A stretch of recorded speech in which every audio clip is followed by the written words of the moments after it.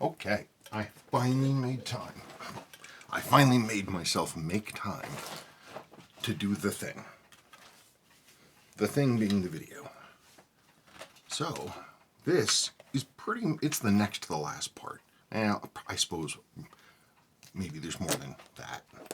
Disassembly, servicing, then reassembly, and all that stuff. I can probably, who knows. But at a certain point, I'm going to be like, I probably should be doing watch work instead of this. But I did promise to do it.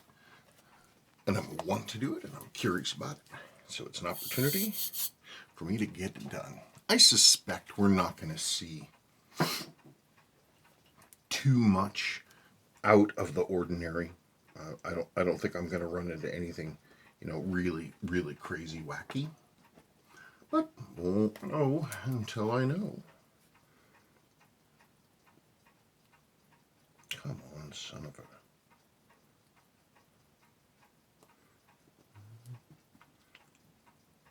Yeah, I need to...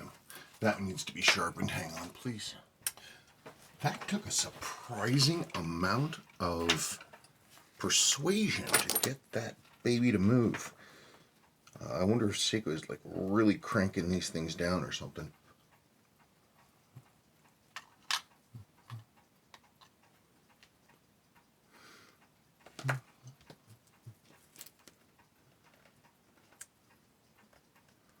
Those things are foreign contaminants.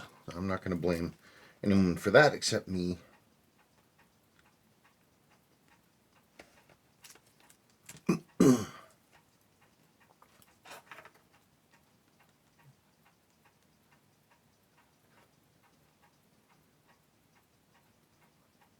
Yeah, that's a scratch in the metal. For a second there, I was looking and I saw a silver line across the Pallet Fork Bridge there, and I was like, gosh, is that a hair? Anyway, there it is. So far, it's looking pretty straightforward, but let's move things along.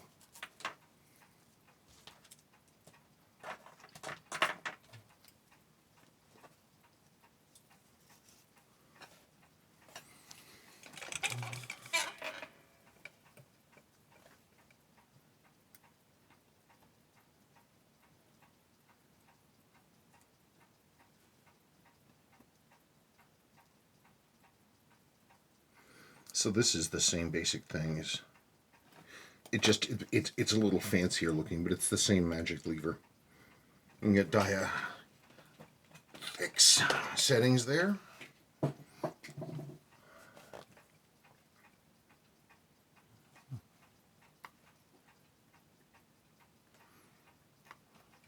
I'm going to look at the lubrication levels in those with real curiosity. Now, I'm not, well, we'll see. Your underside of your keyless works, but you see, once you get down here, all of a sudden, except for this bit of, that's that new thing. Once you get rid of that, it looks real straightforward. Out we come. Larger wheel. Is that my imagination? Certainly is thinner. Thinner, and I think it's a larger diameter.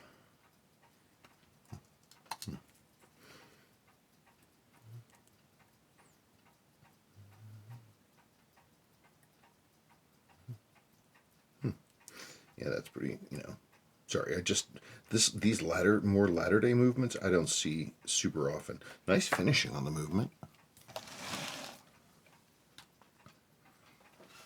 Lovely little sort of swipey stripes.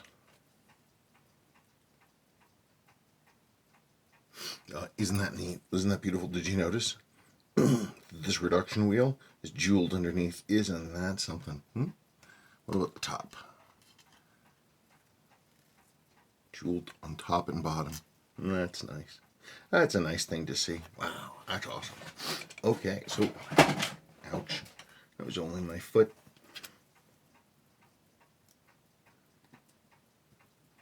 Okay. See what other wonders await us.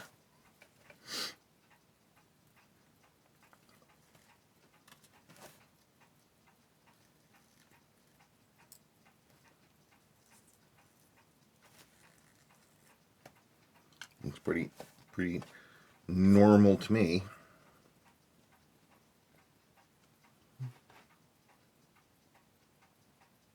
Ooh, too much.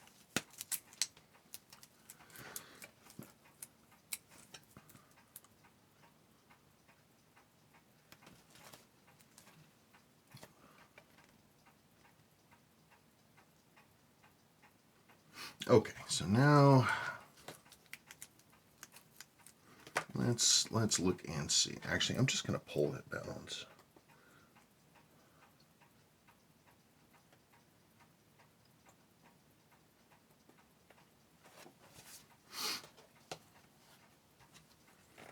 Because a lot of what I'm going to do, it depends on what I find.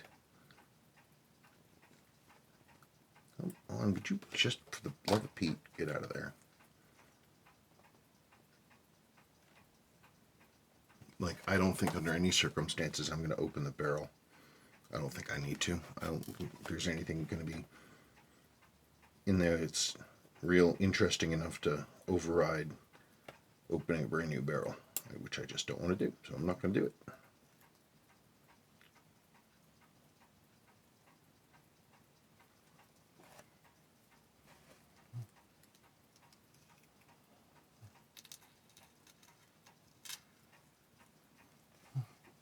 Okay. Hang on. Oh my gosh darn balance tack. Where is that confounded bridge? Okay, cool.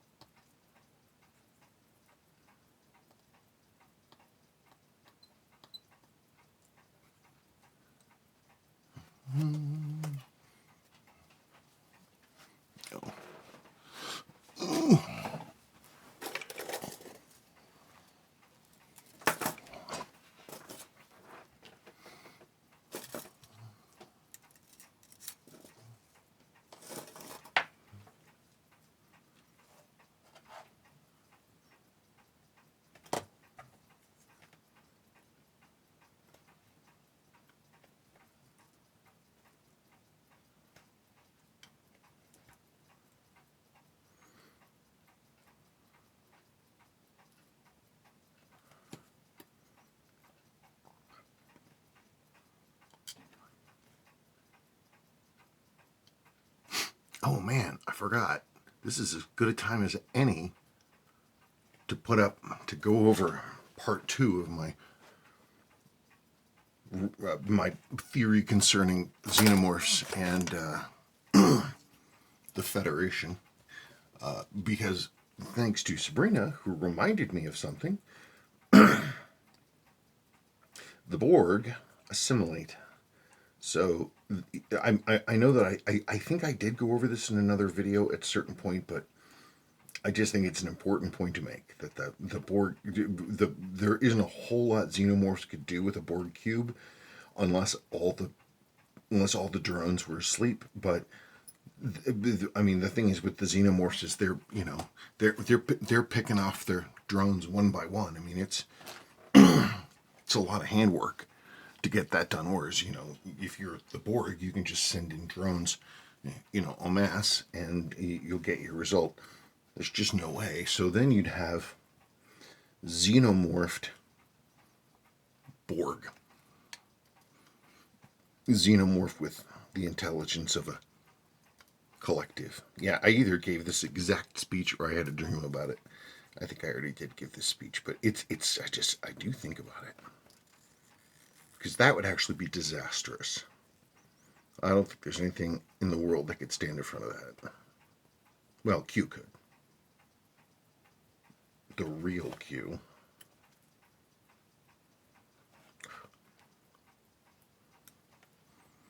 No, not the Bond Q. Okay, so that looks like pretty. Well, no, there's some goopy stuff on there. What am I seeing? Okay, hang on a sec.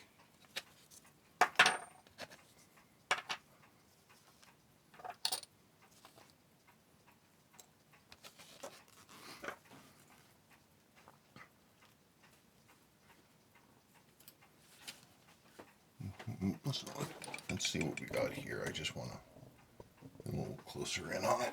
I'll just look at it right close.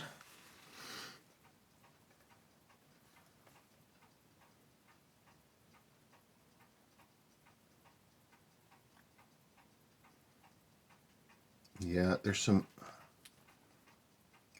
extra lube here, some kind of a grease.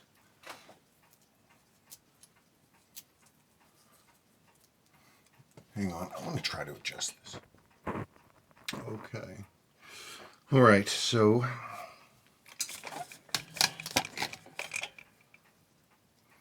I have, okay, so there's sort of a little dollop of extra grease right there. That looks to me to be their sort of their, you know, the thicker grease that they use for, you know, keyless works and stuff.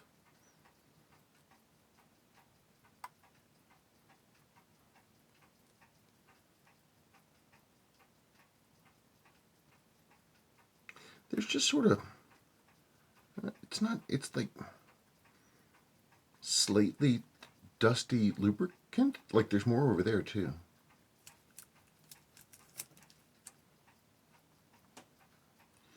There's some stuff on this one.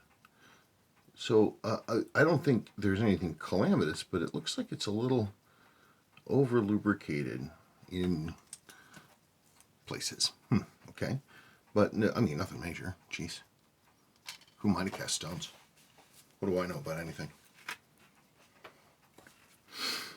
Okay, so now let's go back to this. It's almost like a jump scare, horologically speaking. Dun dun worm. Horological jump scare. I should not be doing that. It's such a bad habit. Good way to scratch up your pinion. That's a bad thing to do. I am forever reminding myself. I mean, it's not deadly, but, you know, I just think it's a bad habit. Well, maybe I'm wrong. Maybe it's the best habit. I'm doing it wrong right now. Maybe everybody's doing it wrong all the time.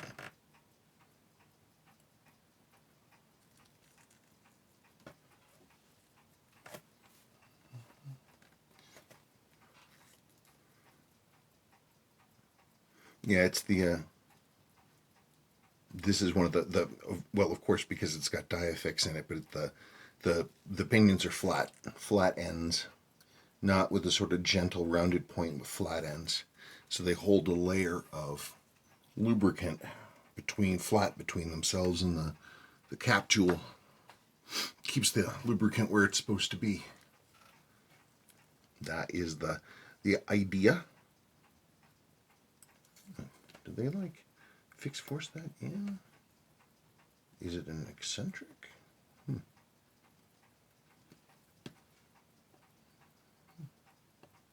Oh, that's a pretty tight fit. That was normally at in every other 7000 series I've ever touched. That's been just sloppy as hell. And this thing is like to tolerances.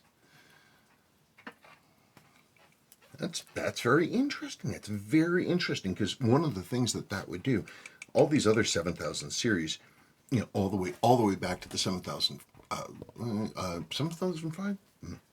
Any case, but this thing, this diddle humper, the click, it would just, you could just drop it in, and if you turn the movement upside down, it would come out.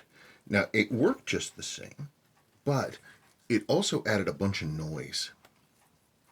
Literally, because the whole thing is slapping around in every single direction, like having a log bouncing around in the back of your truck. Okay,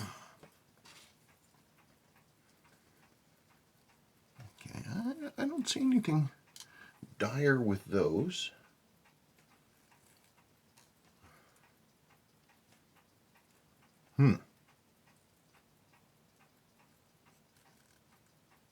There's lubrication haze on the metal. Sort of this greasy residue that sort of comes and goes. That's interesting. Again, maybe it's just how the metal's finished. What do I know? Okay, so I just uncapped this. There's like these little fine sort of scratches, vertical, top and bottom to you guys right now. Little series of scratches. And that's about. I have no right to use that. That's cultural appropriation. Canadians are going to come down here and drown me in a bathtub of maple syrup. Which you have to admit, if you had to go,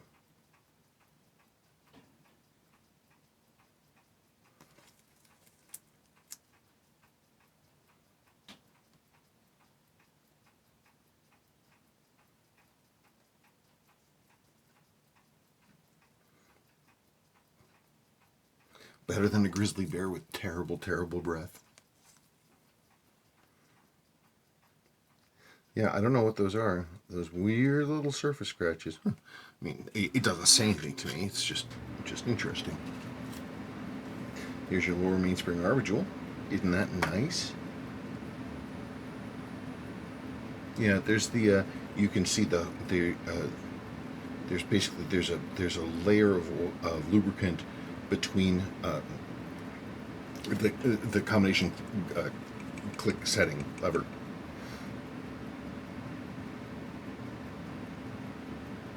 There's your hacking lever. Oh yeah. Well, I don't know what the heck. I should do this, right? If you're gonna go that far, you might as well see the whole show. Come on there, baby. Show me what you got. I'm actually gonna go a little bit this way.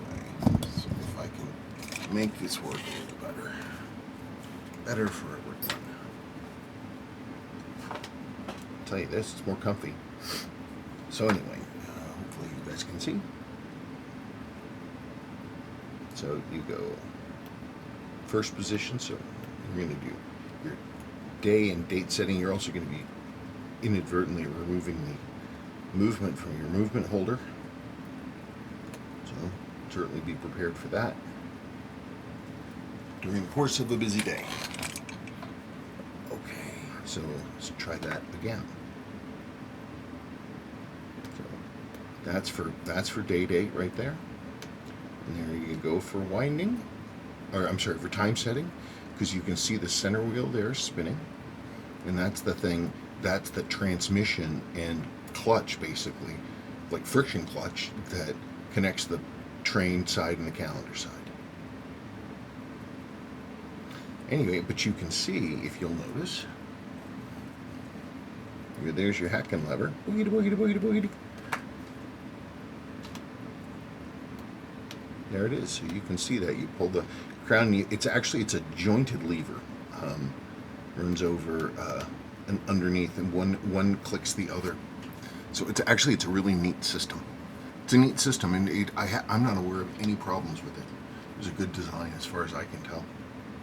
Okay, so now it is the time.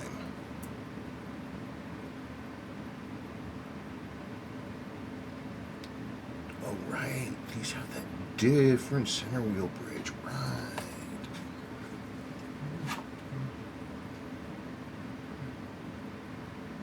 Come on.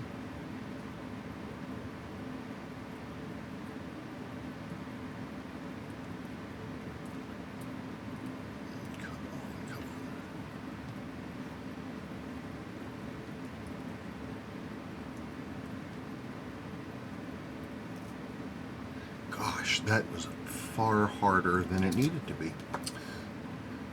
Make sure I'm in frame. Good. I am excellent. Yeah, look at it. This is setup is the one thing that's kind of wacky, because in order to add the hand winding and stuff, they had to put in 3 wheels, and it's just an embarrassment of riches. If you're really down for that kind of thing.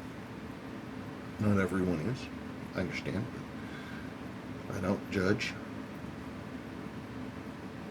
Alrighty now. Actually, let's put these lumbrigers back over where they are supposed to go. Would you stop that? That goes over there. There.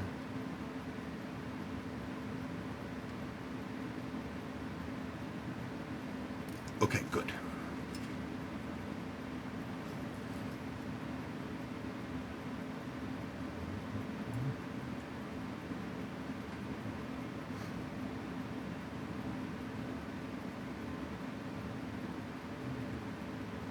And that is a compound piece.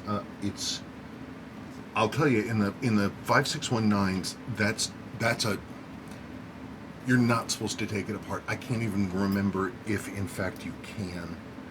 I don't really remember because I think it was just a single unit. I do remember the lubricating instructions for it though,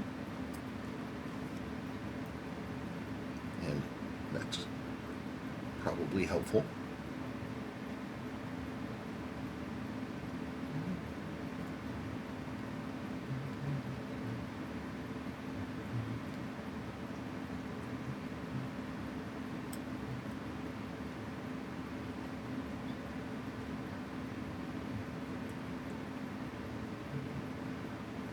Okay. Oh gosh, Spencer, you dingle grump. You don't take that screw off. There's a reason that the screw protrudes to the top of the calendar plate. Come on, baby. Because what that is that actually has a little click spring in it. Wait, or do I have to? Oh, son of a bitch, I do. Crap. Well, all right. No, I was just looking at it wrong. All right, there's no way to avoid it. It is what it is. When there is no backwards, we must go forwards.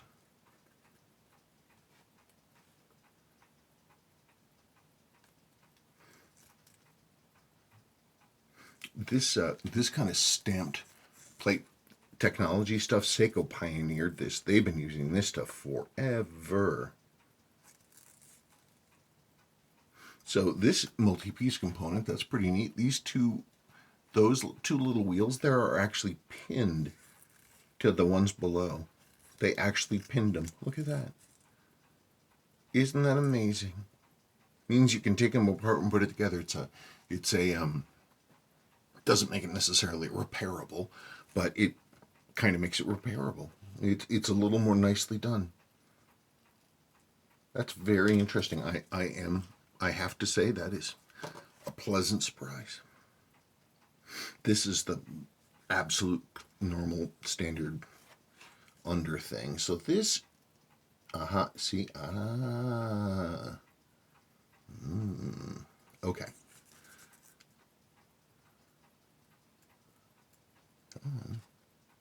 What the heck am I about to do there? Hang on. I want to ascertain how this thing goes together. Okay. So you got one wheel that comes through our wheel, right? And that is, okay. So there we go with that. There's the hour wheel. Okay. So there that is. Your hour wheel, which sits on the can and pinion like every other darn watch in the world, plus this little compound baby. That is absolutely where the magic happens. Wow, look at that. And it's like clock, it's clock gear material, that middle. Wow.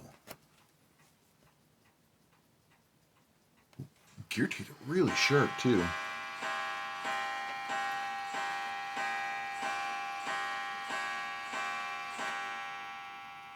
That's a beautiful component. Boy, that's nicely made. It's sort of goopy, I mean, but I mean the watch. This watch never ran in, really. So a lot of the stuff hasn't gooped around. Look, it's beautiful.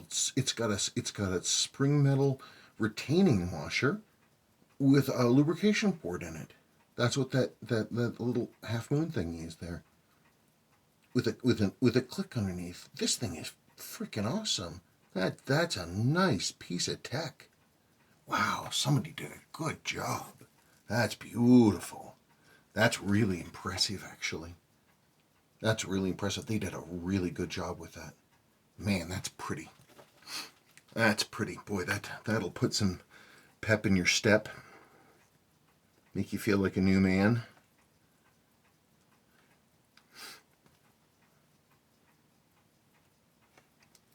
Why am I using this old dumb set of tweezers?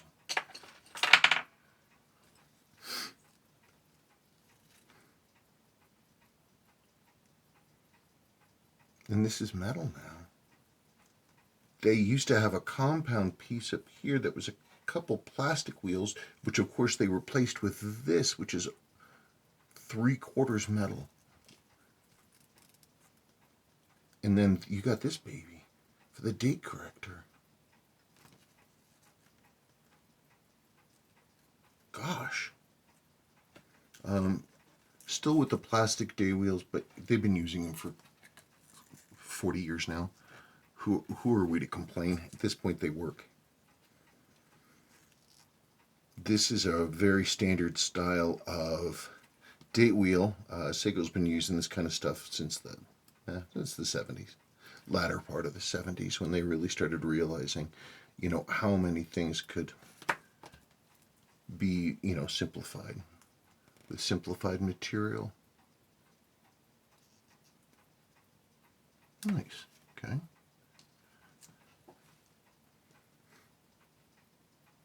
Good amount of lubrication under that cap tool. I'm trying to think if you can see it. Yeah, but no, it's a good amount. I'm not complaining about that none, son.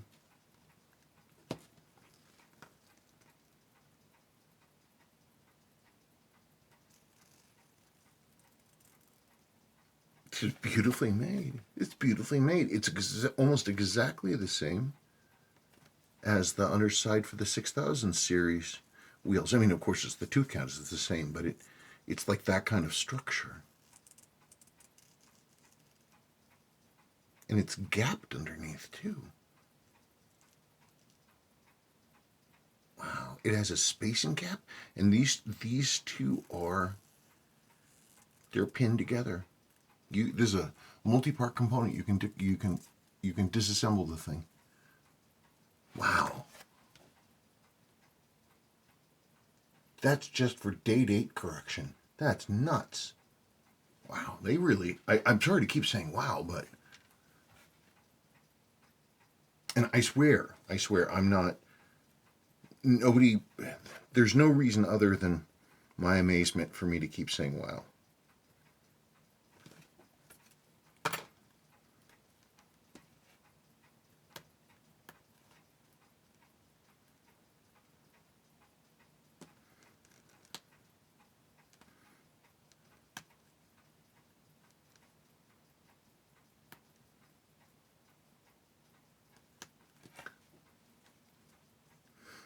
It really is a testament to the 7000 series that, it's been, people have overlooked it for so long. I've been talking about the greatness of the 7S26As or 7S36As and whatever, or the 7002s, the 7005s, hell, all the 7000 series, they're great runners.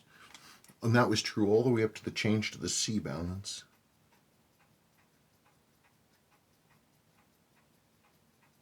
But this is nicely made. And I'm not seeing like weird, excessive, boy, that was a heck of a whistle. If I wanted to do that, I couldn't have. I'm not seeing, I'm looking at them.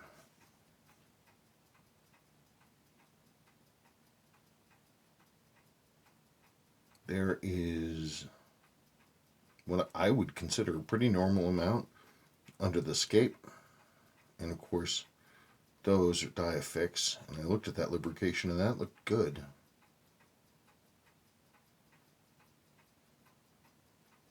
I have to say, all in all, actually, that's a pretty clean installation. This is good movement. I mean, it's a 7000 series. It's great, but the things that I expected to see, I did not. What am I looking at there? What are you? Wow. Oh, wow. Okay. Yeah. What? Really? Wait. Okay.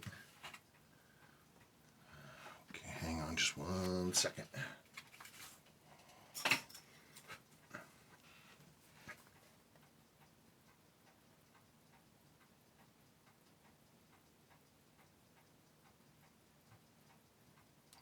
Okay, yeah, that is one thing Seiko does like to do. I don't know why they do it, but they do it. They lubricate the tops and the bottoms of the pallet fork, which is not something I ever do. It can cause, it can be a drag on amplitude, like a serious drag on amplitude. It can cause beat error. It moves around. It drags down amplitude a ton. It's just nothing that I do. So, and I have seen that before.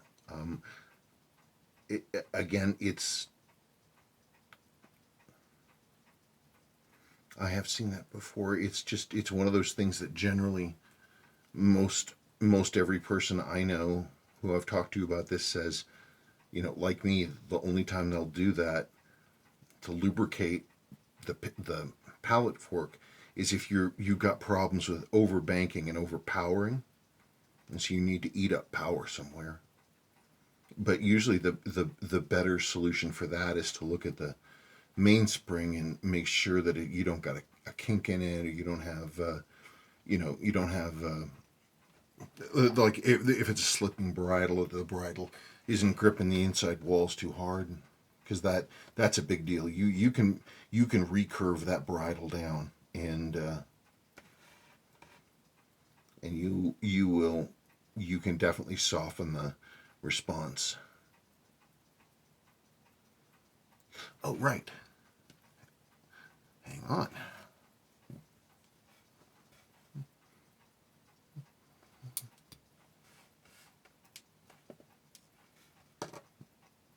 Okay. Yeah, it's amazing. The center port there, it's identical. I don't even know how many, whoa, what's that? Oh, of course, that's the lower pivot for the automatic winding first reduction wheel.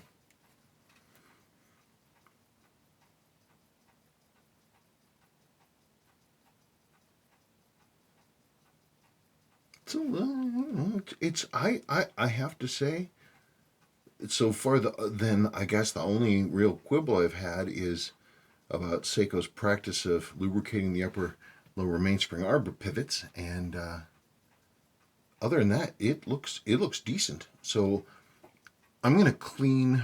I'm gonna run through, and we're gonna start from scratch, and then I will put it together, and we'll go from there. I am not going to disassemble the barrel. Is the only thing probably won't do. No, I don't want to. There's no reason to. It's silly. But there it is, brand new watch, ripped down. I want to look at that other. Where is it? Because that's the other side I didn't check. I didn't check the underside of the pallet fork bridge. Oh yeah, man, a bubbling crude. Yeah, there's a lot of oil on that one. Not a lot, but there's a significant amount of oil. They wanted to make sure this one was lubricated.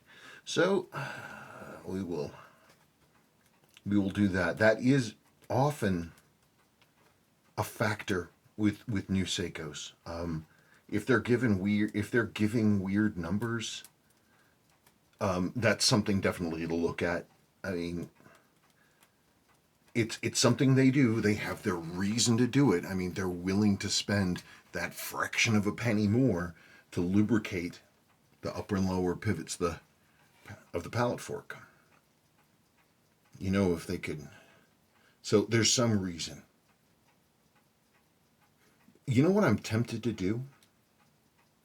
I tell you, this is what I think I'm going to do. I don't want to change much of anything if I have to. I'm going to look through at the lubrication, okay? I'm going to then basically the only change I'm going to make aside from looking at everything is cleaning that upper and lower pivot and taking that out. And other than that, hand cleaning, doing everything, putting it back together without doing anything else, and just to see if that one change does anything. So how's that sound? Okay. Well, that's not going to happen tonight, probably, but I wanted to start getting us there, and I think I have succeeded. Okay, cool. Bye, people. I never did wrist check. I'm wearing my Seiko. This was the first mod I ever did. My Seiko Fiver. It was a 6119 with a destroyed case, and a 50 and 126 Sport Diver that was in nice condition but had been fully flooded with water. And I was very, very early to the game, and I didn't know that you couldn't put a 5126 movement in a 6000 series case. I didn't know that. Nobody told me, so I just went ahead and did it. I did change a few things, but really almost nothing. For the most part, they were straight swap.